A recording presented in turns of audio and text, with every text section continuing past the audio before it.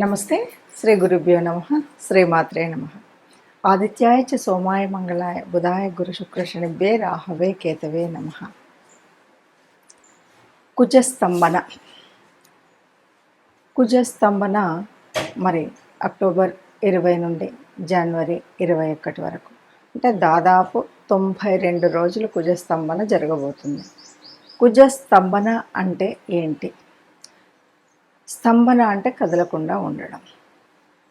సహజంగా ఎప్పుడైనా సరే ఒక్కొక్క గ్రహానికి కొంత సమయం ఉంటుంది.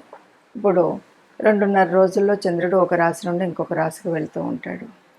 అట్లాగే కొన్ని గ్రహాలకి నెల రోజులు, కొన్ని గ్రహాలకి 45, కుజుడికి 45 రోజులకి ఒక రాశి నుండి మరొక రాశిలోకి వెళ్ళడం అనేటువంటిది మనం చూస్తాం. అయితే ఆ 45 రోజులు కాకుండా ఇంకా ఎక్కువ కాలం అదే రాశిలో ఉన్నట్టయితే దాన్ని స్తంభన అంటారు. ఇప్పుడు ఇక్కడ 92 రోజుల కాలం మరి మిథునం నుండి కర్కాటకంలోకి వచ్చినటువంటి కుజుడి యొక్క స్థితి ఉంటుంది. మరి కుజుడు అంటే మనకు పాపగ్రహాల్లో ఒకటి అని చెప్తుంటాం. అలాంటి కుజుడికి మరి కర్కాటక రాశి నీచ స్థానం పొందేటువంటి స్థితి. నీచ స్థానం పొందినటువంటి ఈ స్థితిలో ఇంకా ఏదైనా ప్రత్యేకత ఉందా అంటే, సహజంగా ఏ రాశిలోనైనా ఇంతకుముందు మిథునంలో కూడా కుజస్తంభన జరిగింది. వేరే రాశులలో కుజస్తంభన జరిగినప్పుడు ఒకలాగా, కర్కాటక రాశిలో జరిగినప్పుడు అక్కడ మరి కుంభరాశిలో శని ఉన్నాడు. ఇలా కుంభరాశిలో శని ఉండడం వల్ల షష్టాష్టకాలు ఏర్పడ్డాయి. కుంభం నుండి కర్కాటకం వరకు 6, మరి కర్కాటకం నుండి కుంభం వరకు 8 రాశులు ఉన్నాయి. ఈ షష్టాష్టకంలో ఉండడం వల్ల శని మీద ఈ కుజుడి యొక్క దృష్టి 7వ దృష్టి, 8వ దృష్టి, 2 దృష్టిలు ఉన్నాయి. అంటే శనిశ్చరుడు యొక్క 2 రాశుల మీద దృష్టి ఉంది. దీని ప్రభావము, కుజుడు నీచంగా ఉండడం, నీచ స్థానంలోకి వెళ్ళడం, వీటన్నింటి యొక్క ప్రభావంతో పాటు స్తంభనం ఉండడం వల్ల కొంత కష్టాలు, నష్టాలు, తర్వాత దేశ కాలమాన పరిస్థితులు. ఎందుకంటే కుజుడి యొక్క బలం నిజానికి చాలా ఎక్కువ. కుజ బలం మనకు సరిగ్గా ఉంటేనే ఎవరు ఏ దాంట్లోనైనా రాణించగలుగుతారు. ఒక ఆస్తులు కలుగజేసుకోవడంలో కానీ, ఒక ఉద్యోగ పర్వంలో కానీ, రాజకీయంలో కానీ, ఇలాంటి వాటిల్లో ఏదైనా కుజుడి యొక్క బలం చాలా ఉంటే సరిగ్గా వాళ్ళు ఉన్నతిలోకి వెళతారు. కుజ బలం ఇప్పుడు నీచంలోకి వెళ్ళింది కాబట్టి తగ్గుతుంది, అంటే ఆ నీచ స్థితిలో ఉన్నప్పుడు. ఇలాంటప్పుడు తప్పకుండా వారికి ఇవన్నీ కూడా వ్యతిరేక దిశలో ఉండడం అనేటువంటిది సహజంగా ఉంటుంది. ఇంతేకాదు కుజుడి యొక్క ఇలా నీచం పొంది ఇలా ఉన్నప్పుడు మనకి భూకంపాలు, అంటే ప్రకృతి వైపరీత్యాలు, ఒక రకంగా చెప్పాలంటే ప్రకృతి వైపరీత్యాలు, రాజకీయ అస్తవ్యస్తం, ఇలాంటివన్నీ కూడా మనకు కనిపిస్తూ ఉంటాయన్నమాట. ఈ పరిస్థితి మనకు 92 రోజులు ఉంటుంది. ఇక దీనివల్ల కొన్ని నష్టాలు ఉంటాయి. అయితే మరి ఇలా ఉన్నప్పుడు అందరికీ నష్టం జరుగుతుందా, కొందరికి అంటే మనం చెప్పాలంటే గురు పాలిత గ్రహాలు ఏవైతే ఉన్నాయో వారందరికీ కూడా ఈ కాలం బెటర్గా ఉంటుంది. అదే శనిపాలిత గ్రహాలకి నష్టంగా ఉంటుంది, కష్టంగా ఉంటుంది. గురుపాలిత గ్రహాలు ఉన్నటువంటి ఆ రాశులు ఏంటి అంటే, ప్రత్యేకించి కనుక మనం ప్రత్యేకంగా చూసుకుంటే మనకు మీనమేషాలు, తర్వాత సింహ కర్కాటకాలు, అట్లాగే వృశ్చిక ధనుసు రాశి, ఇవన్నీ కూడా గురుపాలిత గ్రహాల యొక్క రాశులు. మరి ఈ రాశులలో చక్కగా ఉంటుంది అని మనం చెప్పొచ్చు, అంటే వాళ్ళకి బాగుంటుంది. ఇక మిగతా వాటికంతా కూడా కొద్దిగా కష్టం, నష్టం జరుగుతూ ఉంటుంది. మరి ఇలా ఉన్నప్పుడు ఈ 92 రోజులు ద్వాదశ రాశులకు ఎలా ఉంది అంటే, కొంత ఇది మనం స్థాళీపులక న్యాయంగా వీటికి బాగుంటుంది, వీటికి బాగోదు అని చెప్పాం కదా. మరి మిగతా అన్నింటికి కూడా ఎలా ఉంటుంది అని చూసినప్పుడు కనుక ఒక్కొక్క రాశి, ఒక్కొక్క ఈ ద్వాదశ రాశుల వారికి ఎలా ఉందో చెప్పుకోవాలి. అయితే ఇక్కడ ఇంకొక క్లాస్ ఏంటంటే, ఇప్పుడు గురు పాలిత గ్రహాలు ఉన్నాయనుకోండి, వారికి ఇప్పటికే కుజ దశ అయిపోయింది అనుకోండి, అయిపోతే వీళ్ళకి వచ్చే లాభం ఏమీ లేదు. అలాగే శని పాలిత గ్రహాలు ఉన్నాయనుకోండి, వాళ్ళకి ఇప్పటికే కుజ దశ వచ్చిందని అయిపోయింది అనుకోండి, వాళ్ళకి వచ్చేటువంటి నష్టమేం లేదు. సహజంగా ఇలాగా కుంభరాశిలో శని ఉండి కర్కాటక రాశిలో మనకి కుజుడు ఉండడం అనేది దాదాపు 30 సంవత్సరాలకు ఒకసారి జరుగుతూ ఉంటుంది. అలాగా ఈ 30 సంవత్సరాలకు ఒకసారి జరిగినప్పుడు కొంత ఎలాంటి విపరీత పరిణామాలు ఉన్నాయి అన్నది మనం ముందుకు వెళ్ళి చూసుకుంటే కనుక తెలుస్తుంది. ఇప్పుడు ద్వాదశ రాశుల వారి యొక్క ఫలితాలని తెలుసుకుందాం. మూడవ రాశి ఇప్పుడు మనకి మిథున రాశి. మిథున రాశికి మనకి రెండవ స్థానంలో జరుగుతుంది. రెండవ స్థానం అంటే ఇది కూడా వాక్స్థానం, ధనస్థానం.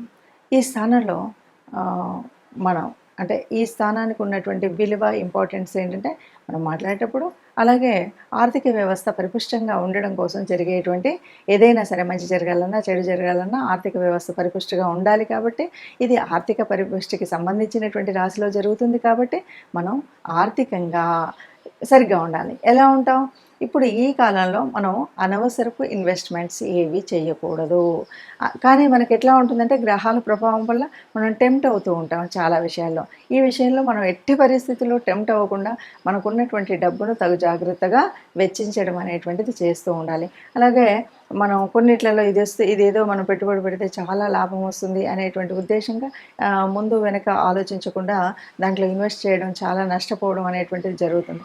కాబట్టి ఆర్థికంగా మనం సమృద్ధిగా ఉండాలి అంటే ఉన్న దాంట్లో సర్దుకొని ఉంటూ కొత్త ఇన్వెస్ట్మెంట్లు అనేటివి చేయకుండా ఉన్నటువంటి దాన్ని చాలా జాగ్రత్తగా కాపాడుకోవడం, జాగ్రత్తగా వాడుకోవడం అనేటువంటిది ఆర్థికంగా చేయాల్సినటువంటి పరిస్థితి. అంతేకాదు మనం అదే కుటుంబ స్థానం కూడా అంటాం కదా. ఇక్కడ మనకు కొద్దిగా మనం కుటుంబ వ్యక్తులతో సరిగ్గా ఉండాలి. మాట్లాడేటప్పుడు కూడా చాలా జాగ్రత్తగా ఉండాలి. వాక్స్థానం కదా. వాక్స్థానంలో మనం ఏంటంటే నోరు మంచిదైతే ఊరు మంచిది అవుతుంది అంటాం. అట్లాగే ఈ వాక్స్థానంలో నుండి ఎప్పుడు ఎలాంటి కఠినమైనటువంటి పదాలు రాకుండా సౌమ్యంగా మిత్రత్వంతో మాట్లాడే విధంగా ఉండాలి. అలా ఉంటేనే మనం అందరితో సమన్వయ స్థితిలో ముందుకు కలుపుకొని పోయేటువంటి పరిస్థితి ఉంటుంది. అలా కానప్పుడు కొన్ని ఇబ్బందులు వచ్చేటువంటి పరిస్థితి అయితే ఉంటుంది. కాబట్టి జాగ్రత్తగా ఉండాలి. మరి ఇలా ఉంది అని మనం భయపడి బెంగపడి లేదా మేము చెప్పడం కూడా ఏదో భయపెట్టడం కోసమో బెంగపెట్టడం కోసమో కాదు. ఏం చేయాలి అంటే ముందు జాగ్రత్త కొంతైనా ఉండాలి. ముందు జాగ్రత్త ఏమిటి అంటే ఈ కుజుడి మనస్తత్వం ఏంటి? కోపము, కొన్నిసార్లు అంటే కొంచెం శత్రుత్వం ఉన్న ముందు అటో ఇటో తేల్చేస్తామనడం, అధికార ప్రభావం లేకపోతే కొంత ఇబ్బంది పడ్డం, ఇలాంటివన్నీ మనకు కనిపిస్తూ ఉంటాయి. అట్లాగే భూమికి సంబంధించినటువంటి విషయాల్లో యుద్ధాలు ఇలాంటివన్నీ ఉంటుంటాయి కదా. వీటన్నింటి విషయాల్లో మనం కొంత జాగ్రత్త తీసుకోవాలి. అంటే అన్నదమ్ములు ఉన్నారు, ఏదో భూతగాథలు ఈ ఈ 3 నెలలు కాస్త జాగ్రత్తగా ఉండి ఆ విషయంలో కనుక పోకపోతే తర్వాత కాలంలో మనం సమన్వయంగా సరి చేసుకోవచ్చు అనేటువంటిది దృష్టిలో పెట్టుకోవాలి బుక్సం. అట్లాగే ఏదైనా మన అమ్మకాలు కొనుగోలు విషయాలు ఉన్నాయనుకోండి, ఈ అమ్మకాలు కొనుగోలు విషయాల్ని మనం ఈ 3.5 నెలలు పోస్ట్పోన్ చేసుకుని తర్వాత చేసుకున్నట్టయితే మనకు సరిగ్గా ఉంటుంది. ఈ కుజ స్తంభన తర్వాత మనం చేసుకునేటువంటి విషయాల్లో కొంచెం బాగుంటుంది. ఏదైనా ఎవరైనా మన మీద శత్రుత్వం ఉన్నప్పుడు వాడెంత మనం ఏదో చేసేస్తామని మనం ముందుకు వెళ్ళడం అనే ఉద్దేశం ఉంటుంది కదా. దాన్ని కూడా మనం ఆలోచించి సమన్వయం చేసి తర్వాతకి తీసుకోవాలి. అలాగే వాహన ప్రయాణాలప్పుడు చాలా జాగ్రత్తగా ఉండాలి. నాకేంలే నేను చాలా ఇన్ని సంవత్సరాల నుండి డ్రైవ్ చేస్తున్నాను, ఇలాంటివన్నీ కూడా మనకొద్దు. మనం కాకుండా వ్యతిరేక దిశలో వచ్చేటువంటి ప్రభావం వల్ల కూడా మనకు ఈ ఇబ్బంది కలగవచ్చు. కాబట్టి ఈ 3.5 నెలలు మనం ప్రయాణాలలో వాహనాల మీద వెళ్ళేటప్పుడు చాలా జాగ్రత్తగా ఉండడం అనేటువంటి విషయాన్ని గుర్తుపెట్టుకుంటే కనుక ఈ ఇబ్బందులు ఉండవు. వీటికి తోడుగా తప్పనిసరిగా దైవానుగ్రహం ఉండాలి, అలాగే గ్రహానుగ్రహం ఉండాలి. మరి కుజుడికి సంబంధించినటువంటి వరకు కుజ స్తోత్రాన్ని ఎప్పటికప్పుడు చదువుకోవడం, అప్పుడప్పుడు మనం అంటే వీళ్ళని చూసుకొని మన సమయానుకూలంగా నవగ్రహ మండపానికి వెళ్ళి కుజుడి అంటే నవగ్రహ ప్రదక్షిణ చేస్తూనే కుజుడికి ప్రత్యేకించి మనం దీపారాధన చేయడం, అలాగే కుజుడికి సంబంధించినటువంటి దాన ధర్మాలు చేయడం. అంటే కుజుడికి సంబంధించినటువంటి ఎర్రని వస్త్రాలు, ఎర్రని పళ్ళు ఇలాంటి వాటితో మనం అంటే కందులు వీటిని మనం దానం చేయడం, ఆ పప్పుతో సంబంధించినటువంటి ఎవరికైనా లేని వారికి ఇవ్వచ్చు, లేదు సద్బ్రాహ్మణుడికి మనం దానం రూపంలో ఇవ్వడం అనేటువంటిది మనం చేయవచ్చు. ఇలా దాన ధర్మాలు చేయడంతో పాటు దేవతానుగ్రహం గ్రహానుగ్రహం కోసం ప్రయత్నం చేయడం. దేవతానుగ్రహం అంటే ముఖ్యంగా మనల్ని అనుగ్రహించేటువంటి మన ఇలవేల్పు ఇష్టదేవత. ఈ ఇద్దరిని కూడా వారి నామాన్ని విడవకుండా పట్టుకొని ఉండడమే. మనకు ఒకవేళ అమ్మవారు ఇష్టదేవత అనుకోండి, శ్రీమాత్రే నమః, శ్రీమాత్రే నమః అని ఎప్పటికప్పుడు అంటే మీరు నిరంతర నామజపన అంటారు కదా! అలా మనం ఏ పని చేస్తున్నా కూడా ఆ పని చేస్తున్నంత కాలం మనం అలా చేయడం.